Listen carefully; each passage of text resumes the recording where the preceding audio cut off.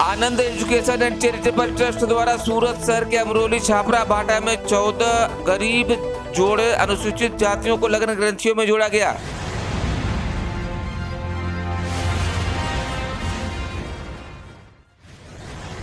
नमस्कार, मैं रामलखन सहानी सूरत भूमि में आप सभी दर्शक मित्रों का तहे दिल से हार्दिक स्वागत करता हूं। आनंद एजुकेशन एंड चैरिटेबल ट्रस्ट सूचित द्वारा अनुसूचित जाति प्रथम समूह लग्न उत्सव अमरोली के छापरा भाटा विस्तार में आयोजन किया गया है। प्रस्तुत दृश्य में आप देख सकते हैं कि चारों तरफ आपको लग्न मंडप दिखाई पड़ रहे होंगे और लग्न मंडप में यहाँ पर वर वधू और लग्न ग्रंथियों में जुड़ने के लिए यहाँ पर 9 जोड़े यहाँ पर दृश्यमान है। और इस समय हम आपको बता देना चाहते हैं कि ये मंडप आप देख रहे हैं पीछे, इसमें अनुसूचित जातियों की कई जोड़े हैं। इसमें कुल 14 जोड़ों का समावेश है। और आज आपको यहाँ पर 4 मंडप ऐसे भी दिखाई पड़ेंगे जहाँ पर बौद्ध धर्म के रीति रिवाज के अनुसार यहाँ पर लग्न ग्रंथियों में जुड़ने वाले जोड़े यहाँ पर मौजूद हैं। और आपको बता देना चाहते हैं कि देश के आज़ादी के कुल 76 साल होने जा रहे हैं और आज के इस समय में अगर जातियों को अगर जोड़ते हुए एक दूसरी जातियों को जोड़े तो ये बहुत बड़ी बात होती है। और सभी जातियों को मैं तो यह मानता हूँ कि देश के अंदर में जितनी भी जातियाँ हैं और उनमें भी सब में आपसी प्रेम व्यवहार ऐसा होना चाहिए कि वो लग्न ग्रंथियों में भी जुड़ सके। हालांकि आपको बता देना चाहते हैं कि देश की आज़ादी के बाद संविधान के निर्माता बाबा साहब ने भी यही शायद कल्पना की थी, समानता का अधिकार, लेकिन जो अभी तक हो नहीं सका और ना हो सका। और इसके पीछे कहीं न कहीं से कोई कारण है और वो कारण है तो कहीं न कहीं से अपने लोग जो अपने समाज के जितने भी लोग हैं वो कहीं न कहीं से अभी भी जागरूक नहीं है, अवेयरनेस नहीं हो या एकत्रित नहीं हो रहे हैं। हालांकि बाबा साहब ने ये भी कहा था कि संगठित बनो, शिक्षित बनो और एकत्रित हो। तो यहाँ एकत्रित होने की भावनाएं धीरे धीरे अब शायद दिखती नजर आ रही है। और इस खास अवसर पर आपको देख सकते हैं कि यहाँ पर लग्न ग्रंथियों में जुड़ते हुए दिखाई पड़ते हुए यहाँ पर जोड़े भी दृश्यमान है। वहाँ के लग्न ग्रंथियों जुड़ने के लिए यहाँ प्रक्रिया शुरू हो चुकी है। यहाँ पर आपको 4 ऐसे मंडप और पंडाल दिखेंगे जहाँ पर बौद्ध धर्म के अनुसार यहाँ पर शादियाँ संपन्न होनी है।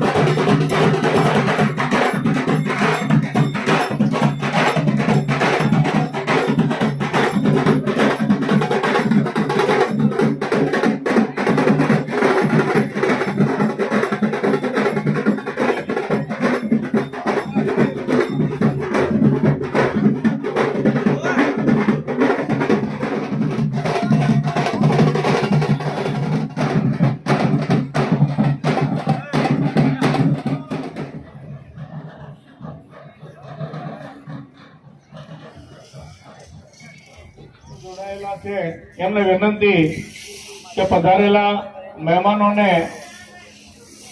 બેસાડવામાં વ્યવસ્થા કરશે જરા। જે અહીંયા સોફા ઉપર બહેનો બેઠેલા છે તેમને વિનંતી છે કે સોફા ઉપર નહીં બેસતા, તે આપણા દાતાઓ માટેની વ્યવસ્થા છે।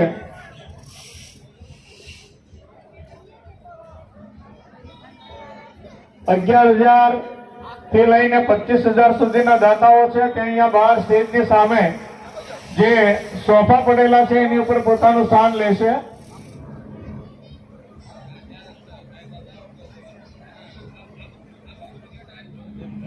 જે વરકન્યા અને તેની સાથે પધારેલા સંબંધીઓ છે તેમને અમારી વિનંતી છે કે પોતપોતાના માયરામાં ગોઠવાઈ જશે।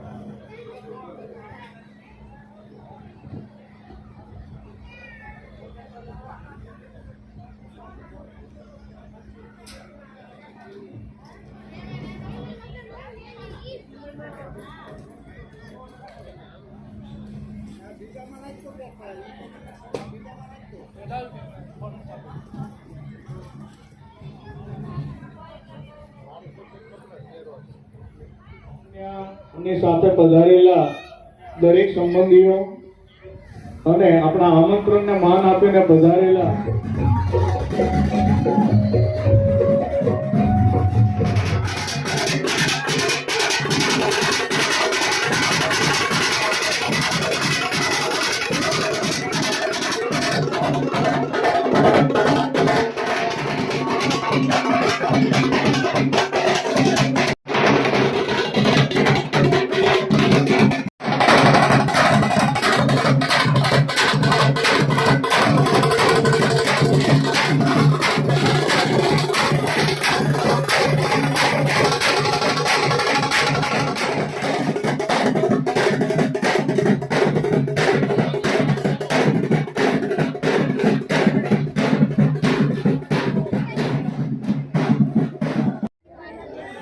₹25,000 થી નીચે અને 11,000 સુધીના જે દાતાઓ છે તે સ્ટેજની સામે જે સોફા મૂકેલા છે એમાં પોતાનું સ્થાન લેશે કે તેમના સન્માનમાં ધ્યાન આપશો.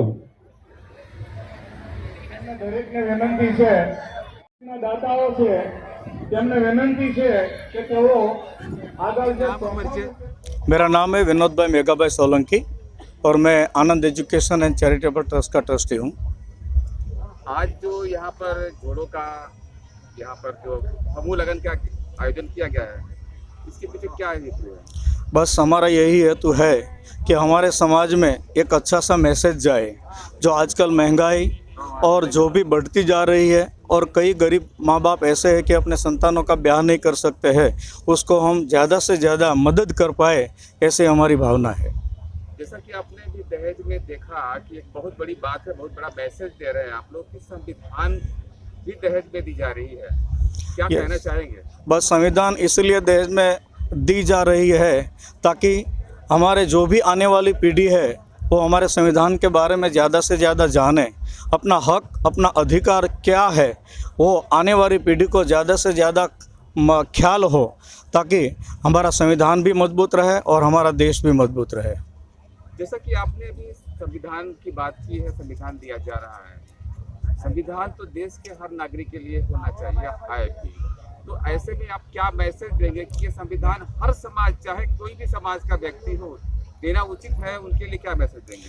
हाँ, हम ये भी मैसेज देना चाहते हैं सारे हिंदुस्तान के हर एक नागरिक को कि उनके घर में संविधान की प्रत होनी चाहिए और हर एक लोगों को संविधान की प्रत का आकलन भी करना चाहिए, उसको पढ़ना भी चाहिए, ताकि हमारा देश मजबूत रहे, हमारा संविधान भी मजबूत रहे और आने वाली पीढ़ियों को लोकशाही क्या है और ये लोकशाही के पीछे हमारे जो भी महामानव थे, जो संविधान के निर्माता थे, उनका का ख्याल था हमारा देश को मजबूत बनाने का, वो सबको ख्याल रहे.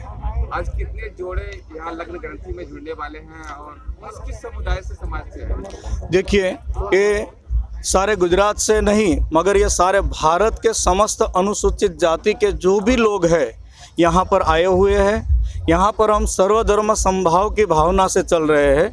बौद्ध धर्म से भी यहाँ मैरिज किया जा रहा है, हिंदू धर्म से भी यहाँ मैरिज किया जा रहा है, ताकि हम लोगों को सर्वधर्म समभाव की भावना जो है वो अच्छी तरह से मैसेज कर सके.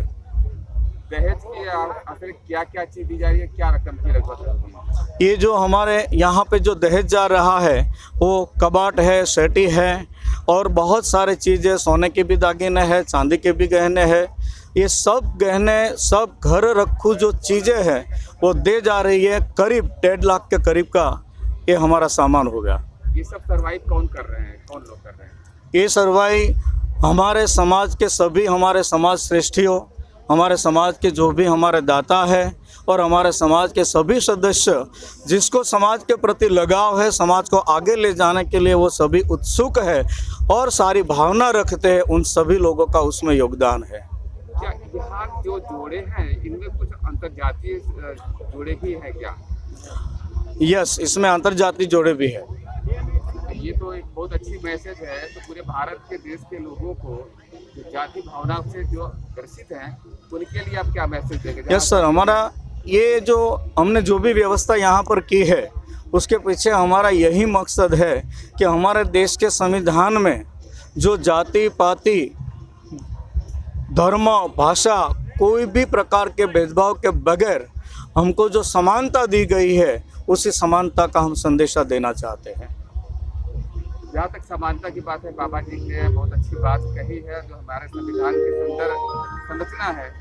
लेकिन अभी भी हमारे बहुजनों और दलितों के ऊपर जो अत्याचार हो रहा है, उसके बारे में एक संदेश दीजिए सारे दुनिया को। बस मैं यही संदेश देना चाहता हूँ और सभी देशवासियों को ये संदेश देना चाहता हूँ कि अब ये ज़माना नहीं रहा है कि जो हम सह रहेंगे, क्योंकि अभी सभी लोग जाग रहे हैं और जागेंगे। और अगर देश को एक रखना है, देश की सारी भावनाओं को एक रखना है, तो सबको मिलजुल कर साथ रहकर ही रहना होगा। किसी की भावनाओं को आहत ना पहुंचाए, यही हमारा संदेश है यहाँ से।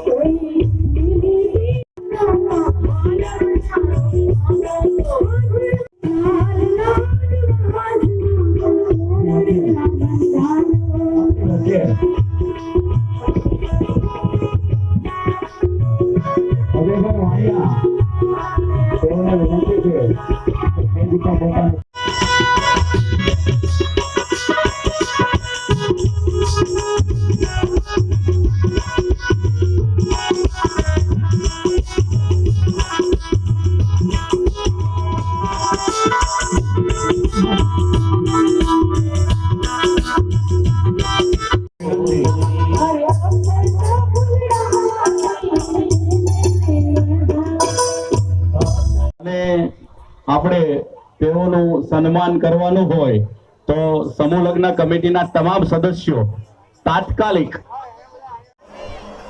बौद्ध धर्म की रीति रिवाज की हम बात करते हैं तो बौद्ध धर्म में सफ़ेद वस्त्र को एक सादगी का स्वरूप माना जाता है और सादगी हमेशा उच्च विचारों की तरफ में विशिष्ट होती है। यहाँ पर देख सकते हैं कि बौद्ध धर्म के अनुसार यहाँ पर लग्न ग्रंथियों में जुड़ने जा रहे हैं 9 जोड़े। यहाँ पर बाबा साहेब की यहाँ पर स्टेचू है और साथ में महात्मा बुद्ध की यहाँ पर मूर्ति लगी हुई है। और यहाँ इन दोनों महानुभावों महापुरुषों के मौजूदगी में यहाँ पर लग्न ग्रंथियों में जुड़ने के लिए यहाँ पर जा रहे हैं 9 दंपति। तो यहाँ पर आप देख सकते हैं कि बौद्ध धर्म में अक्सर सफ़ेद रंग को एक सादगी का स्वरूप माना जाता है और इसलिए बौद्ध धर्म के जितने भी मानने वाले लोग शायद सफ़ेद वस्त्र को सर्वोत्तम मानते हैं। यहाँ अनुसूचित जाति के लोग हैं, लेकिन यहाँ पर भी 2 प्रकार के रीति रिवाज आपको देखने को मिलेंगे। जैसा कि आपको बता देना चाहते हैं, वैदिक परंपराओं के अनुसार पर लग्न मंडप में यहाँ पर आप देख सकते हैं कि अग्नि को साक्षी मान करके यहाँ पर शादियों को संपन्नता की तरफ ले जाया जाता है। यहाँ पर किसी देश में आप देख सकते हैं। तो वहीं पर आप कई ऐसे आप विवाह के दिखाई पड़ेंगे। आपको अलग अलग प्रकार के विवाह की स्थितियाँ मैं आपको दिखाने का प्रयास करूँगा।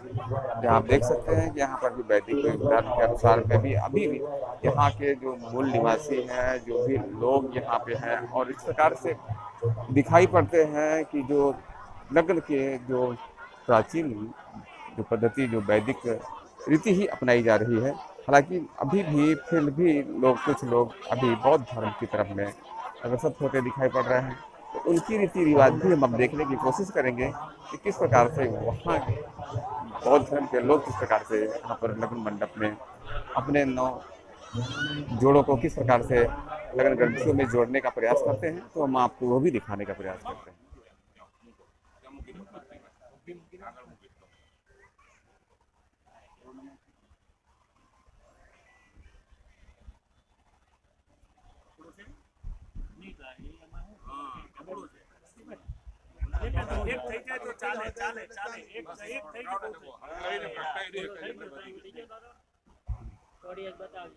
સમૂહ લગ્ન પ્રાગટ્ય બાદ આપણે મહેમાનોનું સન્માન કરવાનું હોય તો તાત્કાલિક કમિટી મેમ્બર હાજર થાય.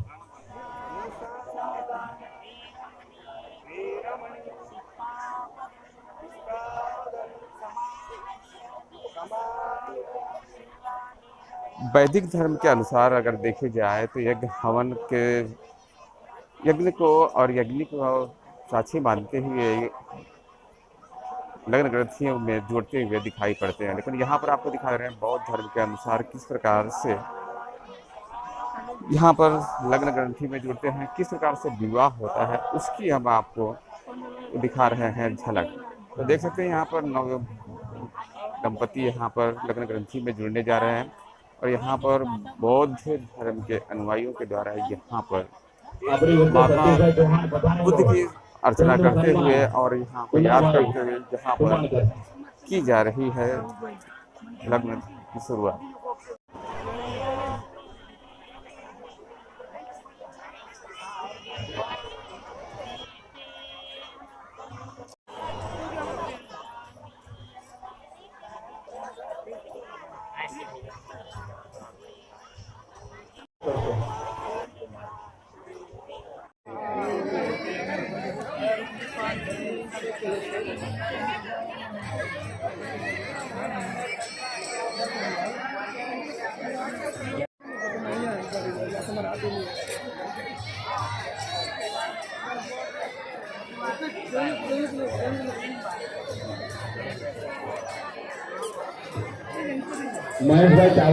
बात करते हैं कि वैदिक परंपरा के अनुसार जो लग्न होते हैं, शादियां होती हैं, उनसे कहीं अलग और हट के बौद्ध धर्म में शादियां होती हैं। आप देख सकते हैं कि यहाँ पर बौद्ध धर्म के अनुयायियों के द्वारा यहाँ पुष्प अर्पित महात्मा बुद्ध को कराई गई है और अब फूल की माला दी गई है हाथ में। अब आगे की प्रक्रिया आप देखते रहिए किस प्रकार से बौद्ध धर्म में की जाती है शादियों की रीति रिवाज। ગૌતમ આપણી વચ્ચે પધારેલ હોય તેઓને महात्मा बुद्ध के बाद भीमराव अंबेडकर की पूजा अर्चना की जाती है और महात्मा बुद्ध के बाद में भीमराव अंबेडकर को पुष्पमाला अर्पित करते हुए नौ दंपति यहाँ पर दृश्यमान है और दोनों शीश झुकाते हुए यहाँ पर આપણી વચ્ચે दृश्यमान है। નવસારીથી એડવોકેટ શ્રી મનીષભાઈ ભાપર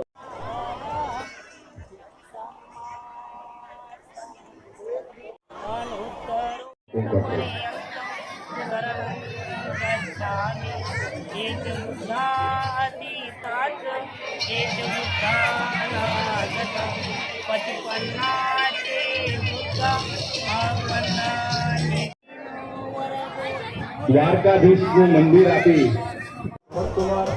जाति अनुसूचित थी, लेकिन यहाँ के जो रीति रिवाज है और शादी की अनुसूचित जाति में भी अनेक प्रकार के रीति रिवाज है। यहाँ आपकी अनुसूचित जाति के लग्न की हम पद्धति बता रहे हैं। संपूर्ण तौर पर यह बौद्धिक वैदिक परिस्थिति वैदिक सिस्टम से यहाँ पर शादियाँ हो रही है, जबकि आपको इसी मंडप के अंदर में इस समुदाय के लोगों के द्वारा ही अलग अलग प्रकार की शादी होती है। ભાઈને વિનંતી સાસુ છે સાસુ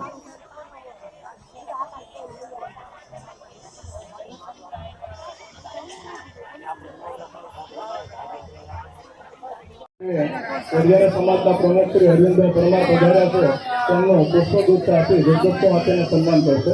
धार्मिक भौगोलिक पति पत्नी हमारा नाता जुड़ गया है। ત્યારબાદ समस्त जनात આપણા દાતા એવા શ્રી દેવજીભાઈ દાદાભાઈ પધાર્યા છે, તેમનું સન્માન કરવા માટે हमने તેજસભાઈ રાઠોડને વિનંતી કરી।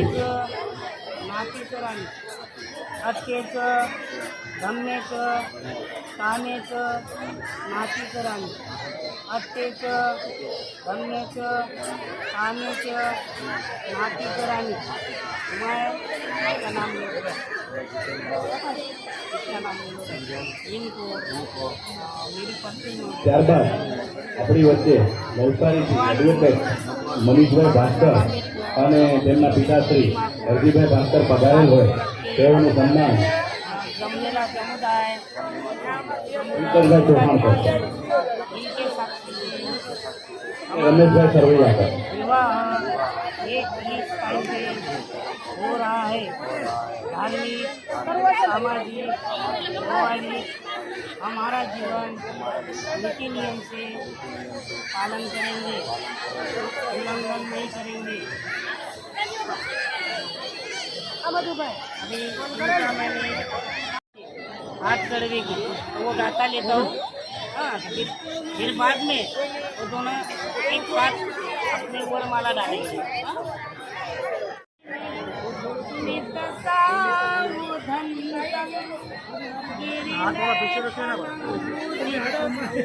આપણી વચ્ચે રીતે મકવાણા પધારેલ હોય તેમને સન્માન કરશે મધુભાઈ. जितवा मुनिंदो दंते तथा भवतु मे जय मंगलानि नंदोपनंद भुजगा કિરણભાઈ રબારીનું સન્માન થઈ રહ્યું છે.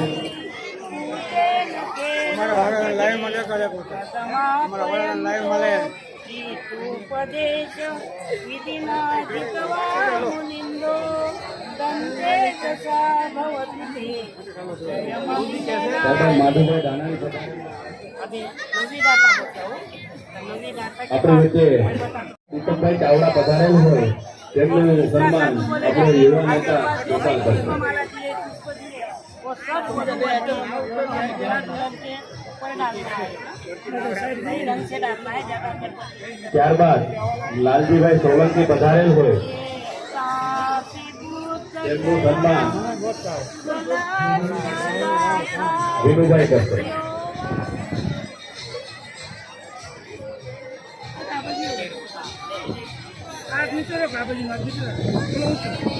एक हाथ ऊंचो एक हाथ नीचो हाँ ओके सरस हाल ओके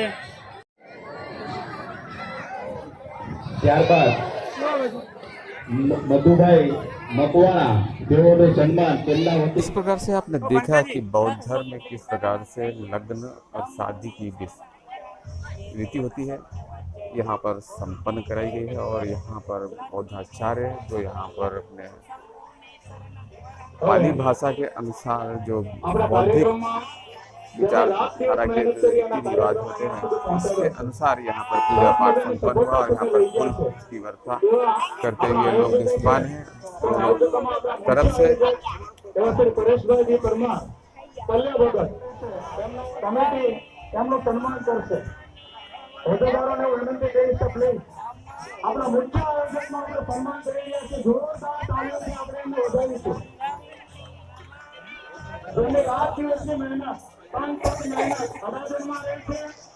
અમરેલીમાં આવેલા કાર્યક્રમ સફળતાપૂર્વક પાર પાડ્યો છે. તમે વિચાર કરી શકો છો કે 70 લાખની વસ્તી અને 70 લાખની વસ્તીમાં સૌથી શ્રેષ્ઠ હિન્દી અને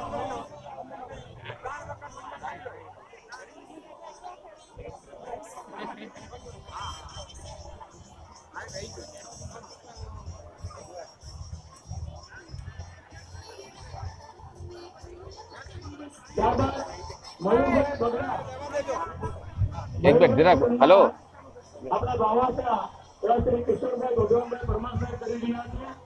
बस 1 2 3 स्टार्ट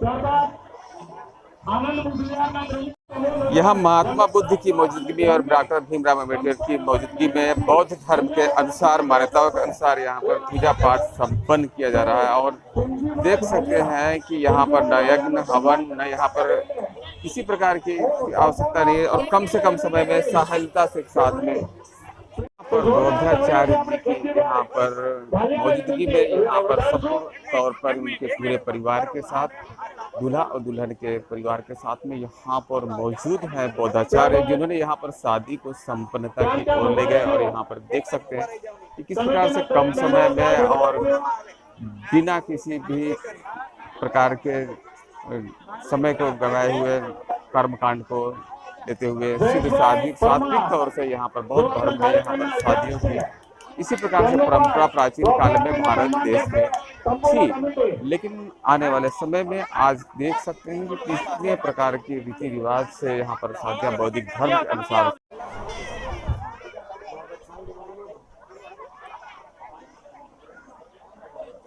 नहीं ये तो है वाला लाइट को गला है।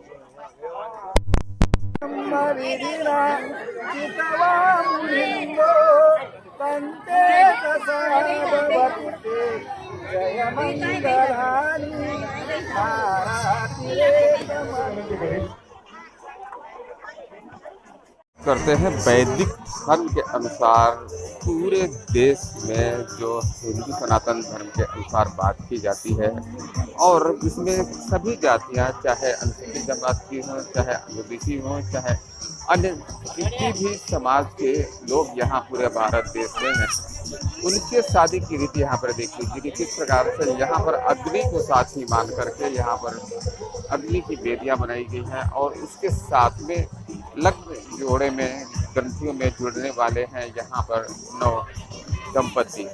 तो कहीं ना कहीं से अगर बात की जाती है तो ये वही समाज के लोग हैं जो अनुसूचित समाज के लोग आते हैं, इनके भी रिवाज कुछ इस प्रकार से हैं जैसे कि आप देख सकते हैं दृश्य में।